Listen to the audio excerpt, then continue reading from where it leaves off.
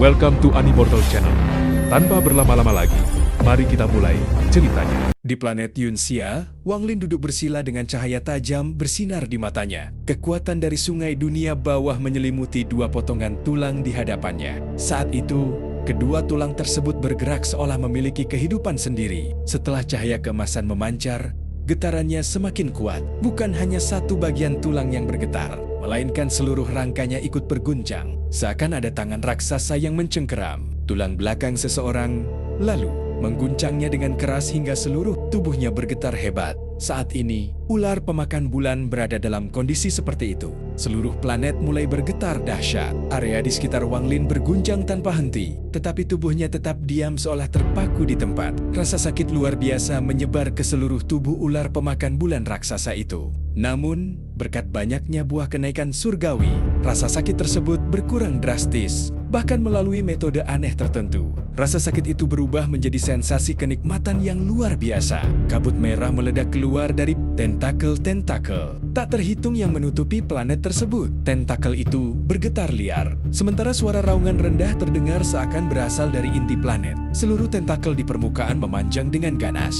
Ukurannya bertambah beberapa kali lipat dari panjang awal yang mencapai 1000 kaki. Jika planet Yunxia dilihat dari luar angkasa, bentuknya akan menyerupai landak laut raksasa. Di kedalaman planet Yunxia, mata Wang Lin bersinar semakin terang. Daya hisap tak terbatas muncul dari kedua lengannya dan mengalir menuju dua potongan tulang itu. Kekuatan tersebut bagaikan pisau tajam yang memisahkan tulang dari tubuh ular pemakan bulan. Selama proses itu berlangsung, tubuh ular pemakan bulan raksasa bergetar semakin hebat. Retakan-retakan tak terhitung muncul di permukaan planet, sementara tentakelnya terus memanjang. Pada saat yang sama, sejumlah besar tanah mulai terlepas dari tubuh ular pemakan bulan.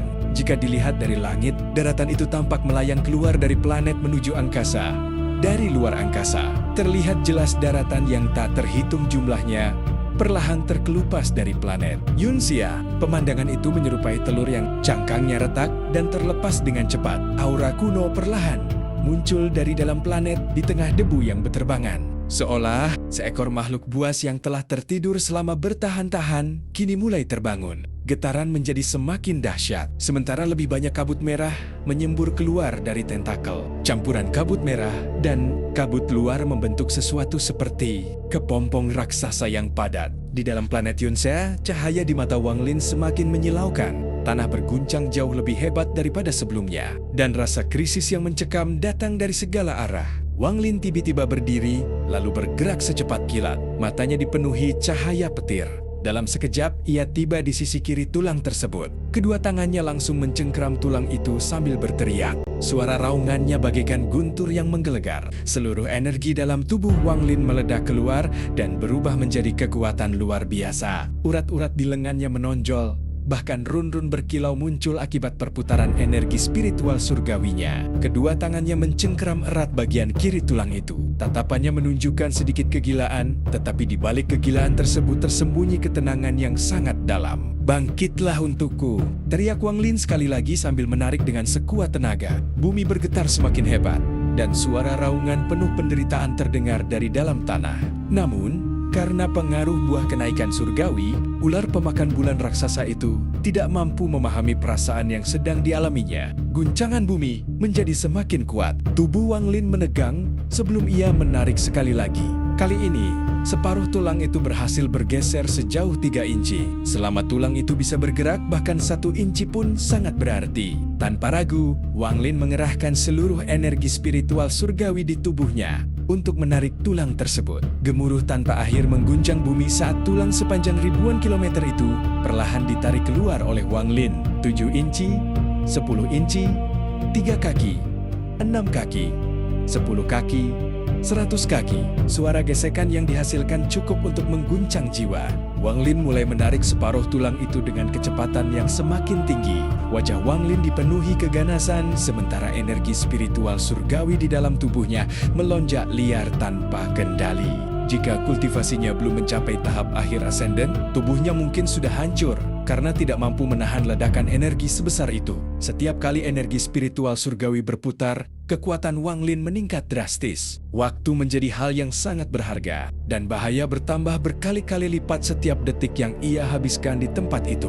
Mata Wang Lin memerah seperti darah ketika ia kembali meraung. Kekuatannya telah mencapai batas tertinggi. Suara gemuruh besar mengguncang saat Wang Lin melesat menuju permukaan sambil menyeret potongan tulang tersebut. Penjaga surgawi segera melampaui Wang Lin dan bergerak menuju bagian tulang yang lain. Jika dibandingkan, penjaga surgawi yang berada pada tahap yin ilusi dan mempraktikkan metode mirip dewa kuno jauh lebih kuat daripada Wang Lin. Dalam sekejap ia tiba di samping tulang lainnya, lalu mencengkeramnya dengan kedua tangan. Ketika penjaga surgawi itu menarik tulang tersebut, bumi bergetar semakin hebat. Gemuruh keras terdengar seperti ribuan petir yang menyambar bersamaan. Saat memegang tulang itu, tubuh penjaga surgawi memancarkan cahaya emas bercampur sedikit warna merah. Ia menyeret tulang tersebut dan mengikuti Wang Lin dari belakang. Wang Lin dan penjaga surgawi masing-masing membawa satu bagian tulang sambil menghancurkan lapisan tanah di depan mereka dan melesat cepat menuju permukaan. Kecepatan mereka luar biasa tinggi. Wang Lin mengerahkan seluruh kecepatannya tanpa sedikit pun menahan diri. Awalnya kecepatannya biasa saja, tetapi setelah mendapatkan momentum, lajunya meningkat semakin cepat. Bumi terus berguncang, sementara ular pemakan bulan meraung semakin keras. Tentakel-tentakelnya memuntahkan lebih banyak kabut merah. Dan karena rangsangan rasa sakit yang begitu hebat, ular pemakan bulan mulai berubah menuju bentuk ketiganya. Namun, pengaruh buah kenaikan surgawi membuat proses transformasi itu jauh lebih lambat, sehingga ular pemakan bulan tidak dapat memahami dari mana rasa sakit mengerikan tersebut berasal. Tubuhnya yang terlalu besar juga menjadi salah satu alasannya. Selain itu, makhluk itu baru saja mulai terbangun dari tidur panjangnya dan masih berada dalam kondisi setengah sadar. Karena itulah, efek buah kenaikan surgawi menjadi semakin efektif.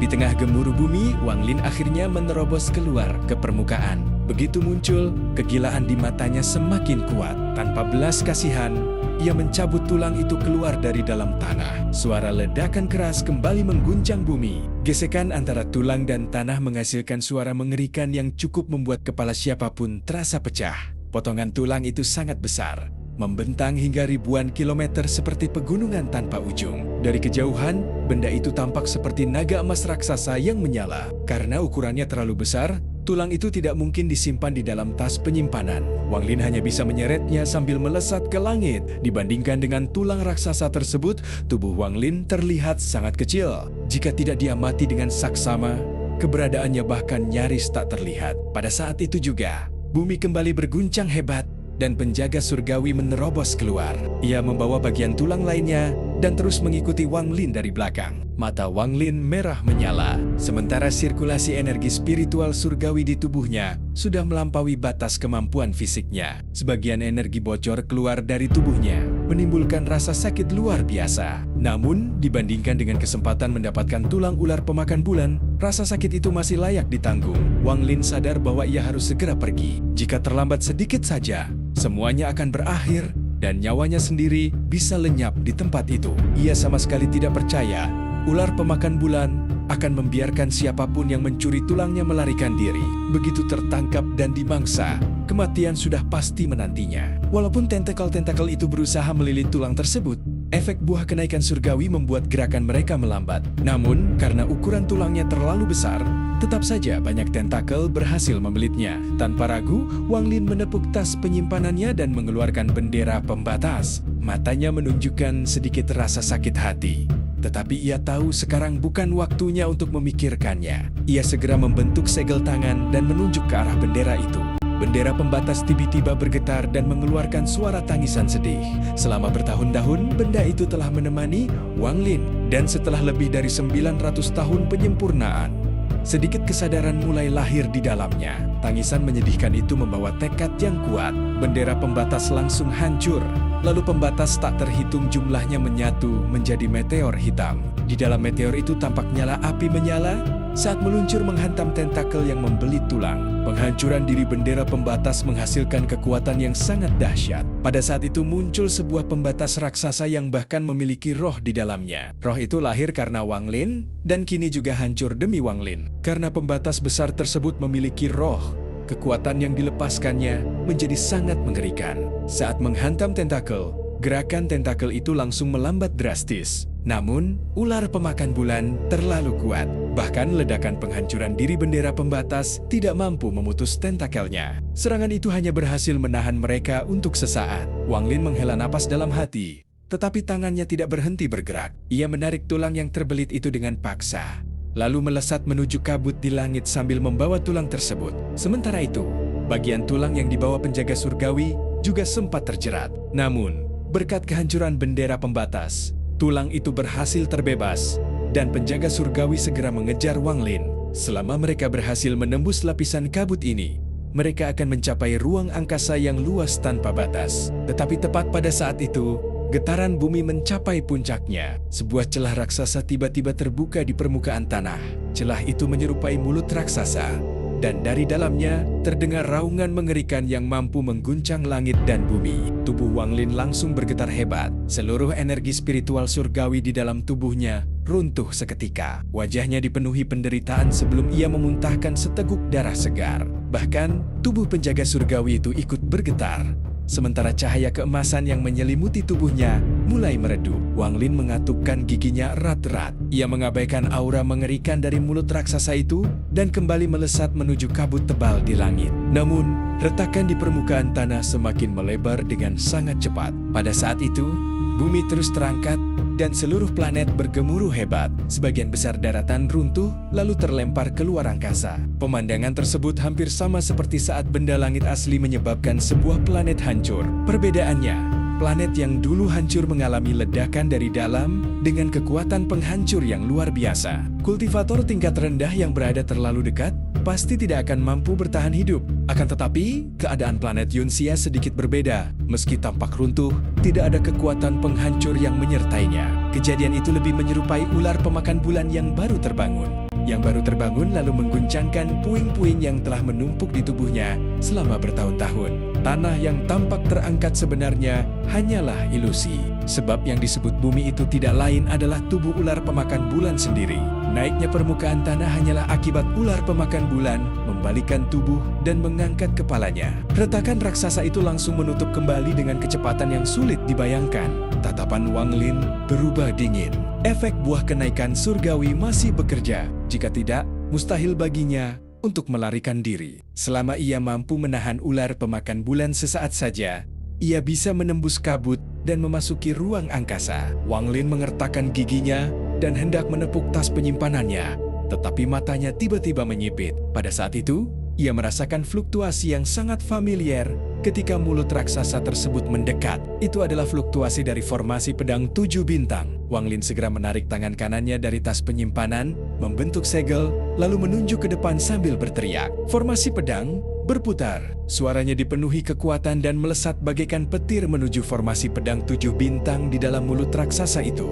Formasi pedang 7 bintang segera berputar cepat dan memancarkan energi pedang tanpa henti saat menyerang dengan ganas dari dalam. Namun, bagi ular pemakan bulan, serangan itu sebenarnya tidak berarti apa-apa. Bahkan untuk menghentikannya setengah detik pun tidak mampu. Melihat mulut raksasa itu semakin mendekat, cahaya di mata Wang Lin semakin terang. Ia berteriak keras, pedang tikus meledak. Suara ledakan teredam terdengar dari dalam mulut raksasa itu. Lalu diikuti raungan dahsyat dari dalam tubuh ular pemakan bulan. Akan tetapi mulut tersebut justru bergerak semakin cepat dan kini hanya berjarak 1000 kaki dari Wang Lin. Kecepatan Wang Lin sudah mencapai batas maksimal. Bersama penjaga surgawi, ia akhirnya memasuki lapisan kabut tebal. Namun, kabut itu dengan cepat menghilang ketika mulut raksasa tersebut menutup. Dalam sekejap mata, kabut yang selama ini menyelimuti ular pemakan bulan lenyap tanpa sisa. Setelah bertahun-tahun, inilah pertama kalinya kabut tebal di sekitar makhluk itu benar-benar menghilang. Babi domba, monyet, sapi, harimau, dan kelinci. Semuanya meledak. Mata Wang Lin dipenuhi kegilaan. Gemuruh demi gemuruh mengguncang dari dalam tubuh ular pemakan bulan. Bukan hanya pedang-pedangnya yang meledak, tetapi juga roh-roh jahat yang berada di dalamnya turut hancur. Pada saat itu, formasi pedang 7 bintang melepaskan serangan terkuatnya dan menciptakan kekuatan penghancur yang sangat dahsyat di dalam tubuh ular pemakan bulan. Namun, ular pemakan bulan terlalu kuat. Ledakan dari formasi pedang 7 bintang tetap tidak mampu memberikan luka berarti padanya. Serangan itu hanya berhasil memperlambat gerakannya sesaat akibat dampak ledakannya. Dan memang itulah yang diinginkan Wang Lin, hanya memperlambatnya sesaat saja. Wang Lin dan penjaga surgawi itu langsung melesat keluar. Hamparan bintang kini sudah terlihat tepat di depan mata mereka. Sementara itu, mulut raksasa ular pemakan bulan dengan cepat pulih kembali. Efek buah kenaikan surgawi masih membuatnya tidak mampu memahami dari mana rasa sakit dan kenikmatan aneh itu berasal. Namun, dalam kebingungannya setelah terbangun, ular pemakan bulan merasakan bahwa dua makhluk yang sedang mencoba melarikan diri itu membawa sesuatu yang terasa sangat familiar baginya. Secara naluriah, ia ingin mempertahankan dua benda yang dikenalnya itu agar tetap berada di tempat tersebut. Ketika melihat Wang Lin dan penjaga surgawi bergerak semakin jauh dan semakin cepat, makhluk itu mengeluarkan suara yang sudah sangat lama tidak terdengar. Meski suara tersebut tampaknya tidak memiliki arti khusus, bunyinya sangat aneh dan misterius. Saat suara itu terdengar, kulit kepala Wang Lin langsung terasa mati rasa. Itu adalah bahasa para dewa kuno. Wang Lin terkejut hebat. Ingatan Tusi sama sekali tidak menyebutkan bahwa ular pemakan bulan bisa menggunakan bahasa dewa kuno. Makhluk macam apa sebenarnya ini? Ketika bahasa dewa kuno itu menggema, langit dan bumi seakan berubah. Wang Lin tiba-tiba merasa bahwa yang sedang mengejarnya bukan lagi ular pemakan bulan, melainkan seorang dewa kuno dewasa. Suara bahasa kuno itu terus bergema, membawa aura yang sangat purba. Namun, bagi Wang Lin, suara itu menghadirkan firasat mengerikan bahwa hidup dan matinya akan segera ditentukan. Retakan mulai muncul di seluruh area sekitar mereka, seolah ruang itu sendiri akan runtuh. Pemandangan tersebut hampir membuat Wang Lin kehilangan akal sehat. Ia mengenali mantra itu. Itu adalah mantra penghancur yang hanya dapat digunakan oleh dewa kuno bintang 8. Mantra tersebut mampu menghancurkan segala sesuatu yang terlihat dan membuat seluruh area dalam jangkauannya runtuh menjadi debu. Perasaan berada di ambang kematian belum pernah terasa sekuat ini bagi Wang Lin. Tanpa ragu, Wang Lin berbalik lalu mengeluarkan raungan keras yang terdengar aneh. Bahasa yang ia gunakan juga merupakan bahasa para dewa kuno warisan yang diperolehnya dari Tusi. Tiba-tiba, bumi yang berguncang hebat langsung berhenti bergerak. Mulut raksasa itu sedikit tertutup, sementara dua retakan baru muncul dan memperlihatkan sepasang mata dingin di dalamnya. Tatapan itu tertuju lurus kepada Wang Lin, memancarkan sedikit rasa dingin bercampur kebingungan. Karena perhatian ular pemakan bulan teralihkan, keruntuhan ruang di sekitar mereka pun berhenti. Wang Lin segera melarikan diri tanpa sedikit pun menunda langkah, sementara penjaga surgawi terus bergerak tanpa berhenti. Pada saat itulah, sesosok tubuh kurus muncul dari kedalaman celah dengan ekspresi takut sekaligus bersemangat. Dia adalah Tanlah. Perubahan besar pada tubuh ular pemakan bulan membuat lokasi penyerapan dan pembuangan di tubuh makhluk itu berubah drastis, sehingga menciptakan sebuah celah besar. Tanlah memanfaatkan celah tersebut untuk melarikan diri. Dan tentu saja, ia tidak meninggalkan tungku besar miliknya. Begitu berhasil keluar, Tanlah benar-benar menyadari betapa mengerikannya ular pemakan bulan itu.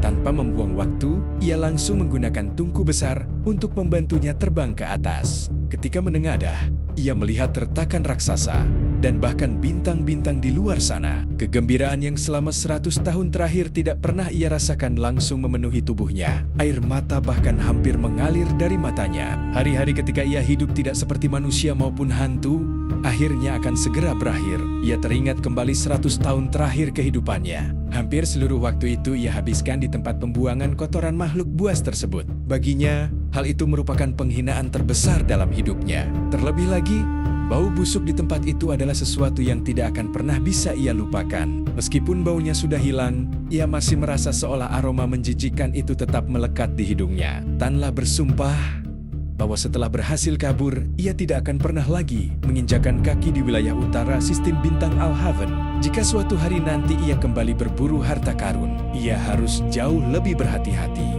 Ketika retakan menuju luar angkasa semakin dekat, kegembiraan Tanlah mencapai puncaknya. Si tua Tanlah akhirnya akan bebas. Namun tepat pada saat itu, kebingungan di mata ular pemakan bulan tiba-tiba menghilang.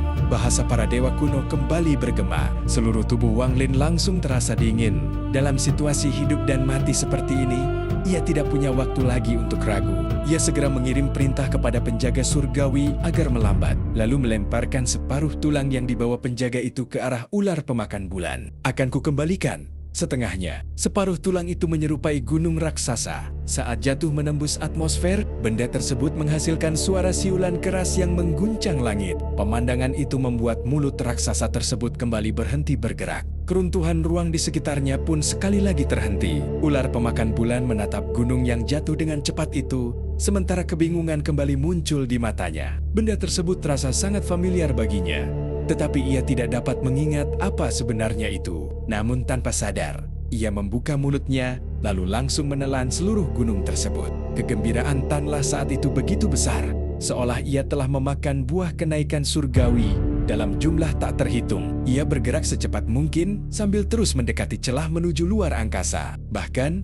ia hampir ingin meraung kegirangan. Hampir 100 tahun penderitaan akhirnya akan segera berakhir. Tanlah sudah mengetahui bahwa ia tidak bisa berteleportasi di dalam tubuh ular pemakan bulan. Setiap kali mencoba melakukannya, selalu ada kekuatan aneh yang menghalanginya dan justru membuat kecepatannya semakin lambat. Namun tepat ketika ia sudah sangat dekat dengan celah itu, sebuah bayangan raksasa tiba-tiba menutupi jalannya. Tanlah terkejut dan segera menggosok matanya. Ia bahkan sempat mengira dirinya sedang berhalusinasi. Ini sebuah gunung. Mata Tanlah dipenuhi keputusasaan, sementara kegembiraannya langsung lenyap seketika. Perubahan emosi yang begitu bertolak belakang hampir membuat siapapun pingsan. Namun, Tanlah adalah seorang kultivator kuat. Ia meraung keras sambil menerjang maju dan langsung memasuki tungku besarnya. Tungku itu kemudian melesat menyamping dengan cepat. Gunung raksasa tersebut meluncur turun dan sisinya bergesekan dengan tungku milik Tanlah,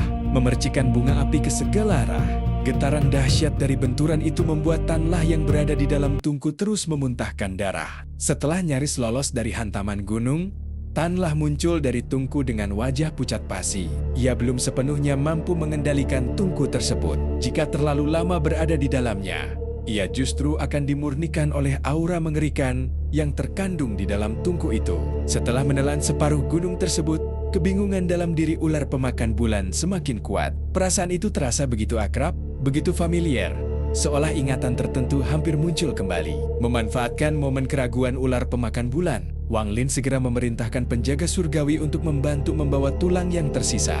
Mereka berdua langsung melesat cepat menuju hamparan bintang di luar angkasa. Namun, kebingungan di mata ular pemakan bulan perlahan mulai menghilang. Efek buah kenaikan surgawi juga hampir habis sepenuhnya. Pada akhirnya, ia menyadari bahwa gunung tadi bukanlah benda biasa, itu adalah tulangnya sendiri. Ketika efek buah kenaikan surgawi benar-benar memudar, ular pemakan bulan akhirnya dapat merasakan sumber rasa sakit yang sebenarnya. Rasa sakit itu berasal dari tempat di mana tulangnya seharusnya berada. Dalam sekejap, badai dahsyat muncul. Rasa sakit yang sebelumnya tertutupi oleh efek buah kenaikan surgawi kini meledak sepenuhnya.